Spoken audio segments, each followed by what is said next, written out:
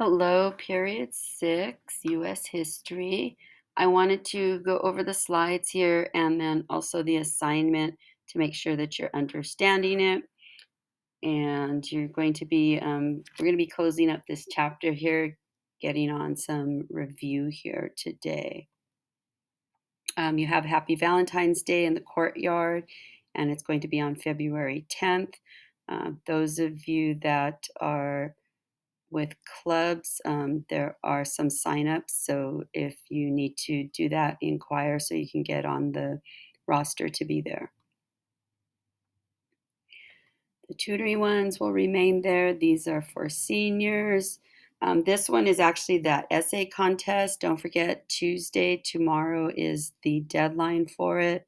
And if you click the link, all the information is there if you are participating in it. And today is at 3:30 let out time. I know it's confusing with it being a Monday. And there are some sports here. Water polo for girls today. Let's go to period 6. All right, here we go. So this was from last week. You should have completed on the right-hand side. I had given you some additional details on the weapons that were used during World War I. And now we're coming to section 3, which is the ending of the war. So the exact title is The War Comes to a Close and Summary. So this assignment here is in Schoology, and you'll be able to access that. And I know this slide is a little overwhelming, but everything is on here. So you're going to be starting to wrap up World War I, what happens here at the end. You're going to be taking some notes on some dates, so you're going to need to use the textbook. This is the part of the textbook. I just gave you a screenshot to give you an idea. Remember, it'll say lesson 23 up here, section 3. And each of these follow the reading here on the right. So open up the textbook electronically, and then you'll just follow along. The space that I have provided here is just for you to get yourself set up. You're probably going to have maybe 1, 2 sentences on some of these. So don't preset your paper. Use this right about the 1918 began, and then go on to the next one, and then go on to the next one. You don't have to necessarily box everything. You could just have the event and then the explanation on the right. And then on the bottom, there is a summary. And on the summary, you are going to go to the next section. So if you're already on this one, you can just press the button and it'll take you to the summary. Although if you look in Schoology, I do have both of the links available for you to go directly to this one or directly to this one.